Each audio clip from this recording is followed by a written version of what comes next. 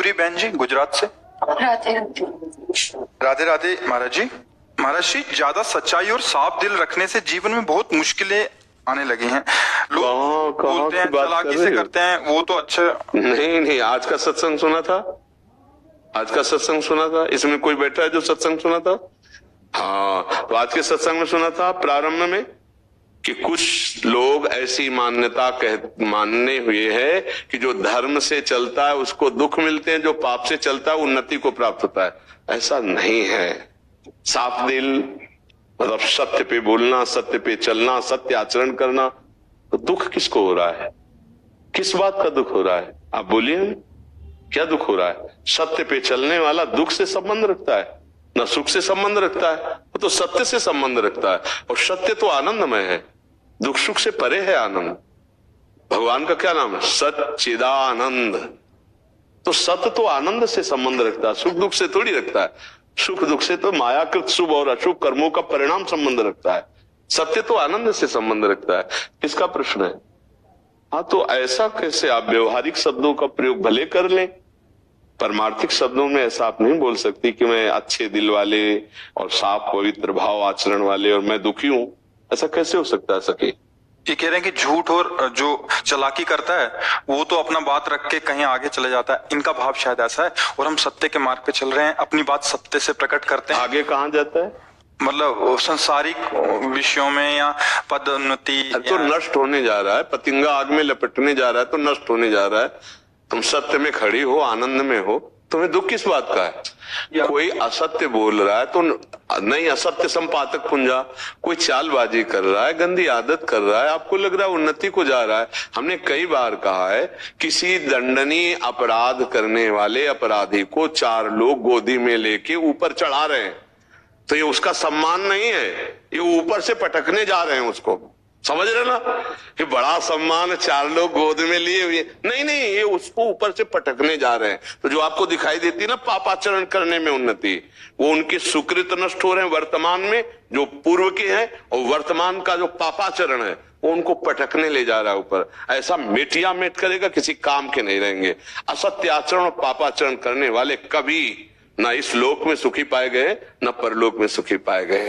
ये मर्जी ऐसा होता है कि मर्जी जैसे कोई एक किसी भी नौकरी में वो रिश्वत लेके पैसा लिया, गाड़ी आ गई, बहुत बड़ा दिख रहा है, ये एक सत्य मार्ग के बाद हाईवे पे एक्सीडेंट हुआ, पूरे परिवार सहित उसी में जल गए, ये नहीं मानते? चकनाचूर हो गए, ये नहीं मानते हो? हम कह क्या रहे हैं? हमारी बात को समझो। चार आदमी उसको गोदी में लेके ऊपर 8 खंड में जा रहे, तो उन्नति नहीं है, ये ऊपर से पटका जाएगा, कोई नस नाड़ी शुद्ध नहीं रहेगी। तुम अधर्माचरण को उन्नति मानोगे, पापाचरण को कभी उन्नति मानोगे? कभी नहीं। ये खूब अनुभव की बातें हैं, बड़े बड़ों को देखे हुए है।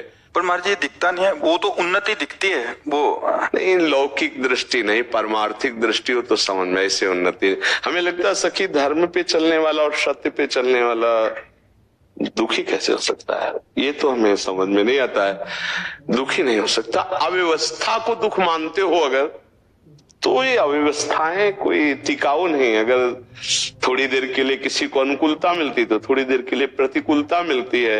मात्रा स्पर्शास्तु कौन्तेय शीतोष्ण सुख दुखदा आगमा पाइनो अनित्यास्ता तितिक्षस्व भारत। इनको सहन करे जो दुख सुख की बाहरी व्यवहारिक परिस्थितियां, सत्य पे चलने वाले को परम आनंद की प्राप्ति होती है। भगवान का नाम सत्य है, भगवान सत्य नारायण है, भगवान सच्चिदानंदमय है। ऐसा भाव ही नहीं करते, ऐसा निगेटिव भाव बैठा लेंगे ना आप, तो फिर आप ना तो सत्य पे चल पाएंगे और ना आप सुखी हो पाएंगे।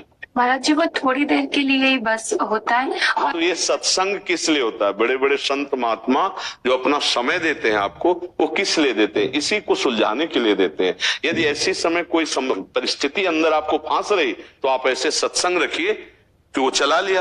अलग अलग प्रसंग है सत्संग के, कभी मन को वश में करने के, कभी काम विजय प्राप्त करने के, कभी समस्याओं के समाधानों के। तो चतुर विवेकी सत्संगियों के वो उतना काट करके अलग रख ले, और जब अपना जो विषय फंसा रहा हो वही चला दे, तो अपने को समाधान मिल जाएगा। अगर हम सत्संग नहीं सुनेंगे, नाम जप नहीं करेंगे, तो फिर फंसा तो लेगा ही मन, कहीं ना कहीं फंसा लेगा। तो इसलिए मुझे लगता है सत्संग सुनिए, नाम जप कीजिए, और असत आचरणों की उन्नति को आप धोखा मानिए वो नष्ट होने के लिए विधान बनता है, वो सुखी होने के लिए नहीं। अगर पापाचरण करके कोई सुखी होता तो रावण जैसे बलिष्ठ ये सुखी होते। परिणाम को देखिए, रान को कुल रोवनी हारा, राम विमुख असहाल तुम्हारा, रहा न को कुल रोवन। विवेकवान वही कदम रखने के पहले परिणाम देखे कि मैं पैर कहां रख रहा हूं। मूर्ख वही है कि चलो यार देखा जाएगा।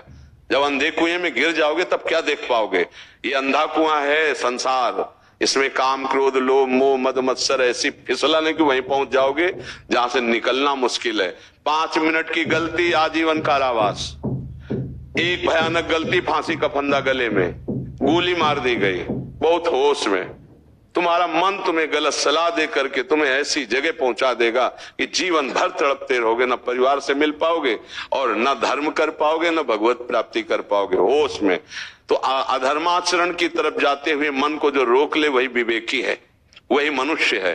पशु थोड़ी है, पशु नहीं जानता है, वो तो जैसा भाव आया प्रारब्धानुसार वैसा चल रहा है वैसा। हम प्रारब्ध के अनुसार चलने वाले नहीं है, हम विवेक के अनुसार चलने वाले हैं। प्रारब्ध शरीर पर आएगा सुख दुख, लेकिन विवेक के द्वारा हम उसको अब बचाएंगे। ये सुख दुख का कोई खास महत्व नहीं है, स्वाप्निक है, आने जाने वाले हैं। आगमा पाइनो अनित्यास्तितिक्षुष भारत, सत्य पे चलो चाहे जैसी परिस्थिति हो, डिगना मत, तो आनंद की अनुभूति हो जाएगी, भगवदानंद की प्राप्ति हो जाएगी। सत्य का मार्ग बहुत आनंददायक है, दुखद थोड़ी है। ये चालबाजी चतुरता कपट करके चंद रुपए एकत्रित कर लेना, कुछ सुख सुविधाएं एकत्रित कर